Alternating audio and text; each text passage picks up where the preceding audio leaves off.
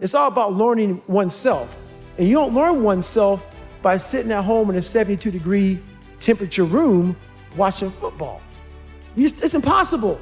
So everybody who thinks that my message is crazy, you fucking missed it, man. You don't find peace before you struggle. You find the greater peace you will ever find through the struggle. People want to skip that phase of life. What I do tell people is to get after it. That's what I tell people, to get after it. I tell people to do the things that they know they're supposed to do. Right? There's things that you know you're supposed to do as a human being. Things that you know are going to improve your life. Do those things. There's things that you know are going to make you a worse person and make your life worse. Don't do those things. Don't do the things that are making you weaker. Start doing the things that are going to make you stronger and smarter and faster and healthier and going to make you a better human being. You want to be more disciplined?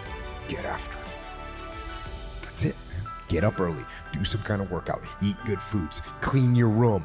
Make a list of things that you're supposed to do in your life, and then wake up in the morning and do those things that you put on the list. That's what discipline is. And no, it is not easy. But you're not going to get it from anyone else but you. And it's worth it, and it is the thing that is going to bring you freedom. There's many people in this world that will find themselves in a situation that they feel comfortable. Okay? Maybe they're making enough money. Maybe they're, in good enough shape. Maybe they are, have decent personal relationships. They're not terrible, but they're also not great.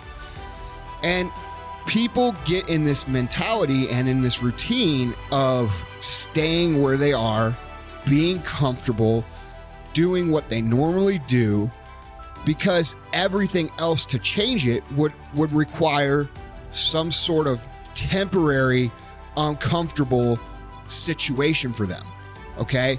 And you guys, and the irony of this whole entire thing is that when you stay in the comfort zone and you avoid doing the temporary, and the key word is temporary, uncomfortable things, you end up in a situation that is ultimately more uncomfortable. It's a constant battle against myself, because you're constantly fighting your mind, trying to pull you back into this comfort zone. People think that now where I'm at, I'm totally uncomfortable. I'm good to go. I can go fight the world. I'm on an everyday battle of fighting where my mind wants to take me, which is this nice, comfortable, relaxed spot. And think about that for a second. Every time you avoid the gym because it's hard and you don't want to sweat and you don't want to do the work and you're watching The Walking Dead on TV, and every half hour you let pass before you go to the gym, and then eventually you don't go, every time you do that, you are taking a step towards a more uncomfortable life. Every time in your career, in your job, in your business, that you decide to take off early or put off till tomorrow or, wait until next time, or we'll do better next time, or skip the little details. Every time you do that to present yourself with a more comfortable situation now, you are putting yourself in a situation that is ultimately going to make you more uncomfortable later. You have to individually, by yourself, come outside your comfort zone and train. So I don't train for a race. People got it all fucking wrong. I'm training for life. So how do you, let's say someone is 60 years old. Yep. They're not going to train for a race. Right. It's not their thing. That's not their thing, right. What are some other ways to even think about stepping out of the comfort zone every day? Very easy. So let's say you're 60 years old and your main thing now is I'm retired, great life, things are great. Start waking up early in the morning at a time that, why am I doing this? I'm retired. I think the why is important because you kept asking throughout the book, why am I doing this at your worst moments? That's right. And if you don't have the answer to that question, you will never get to the end of it. But maybe the answer is simply David Goggins said, get out of the comfort zone every day. Well, the answer is this. The answer is you have to start preparing your mind for life. That's the why.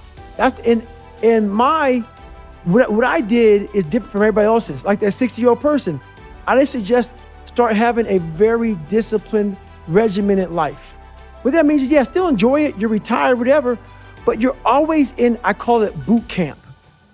So in boot camp in the military, they make it extremely hard.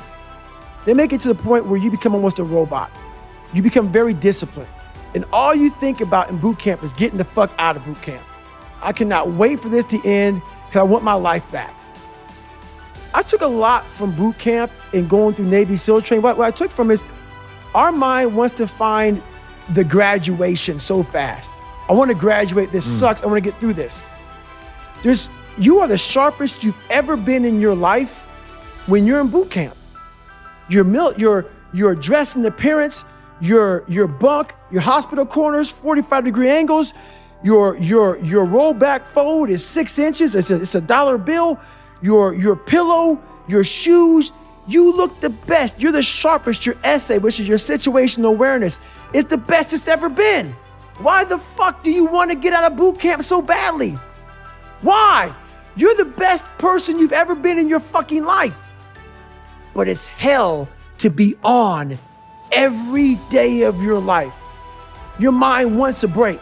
So what I'm saying is this, you have to develop a little mini boot camp, whatever that is for you. So getting up a little early. A little earlier, making sure your house is a lot cleaner. If you left a dish in there, clean it. It starts out very small. Yeah, and I think you even have a list of simple things at one point. I know I bookmarked it, but now I got so many bookmarks in here. And you'll be shocked. People go, why in boot camp are they so about your clothes being a certain way, folding your shirt a certain way? It's building a certain kind of mindset through the smallest. Like, my God, if you just make a bed a certain way every day, if you shine your shoes or wear your shoes your mind starts to develop a very systematic pattern versus being slovenly. I'm just going to wake up whenever I want. There's no schedules. My life is free flowing. The second you get your mind and you shake and say, look, motherfucker, this is what we're doing today. Your mind now has a process. So whenever you go through hard times, your mind is already set up in a process. It knows I'm disciplined.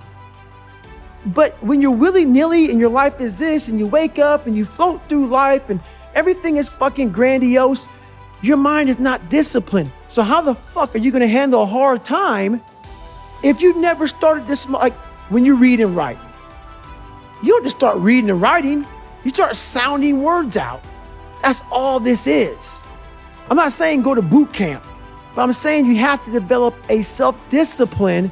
So then when your mind gets to those hard parts, like your mind has self-discipline to where it processes what you went through very differently. We all know what it's like to live like this.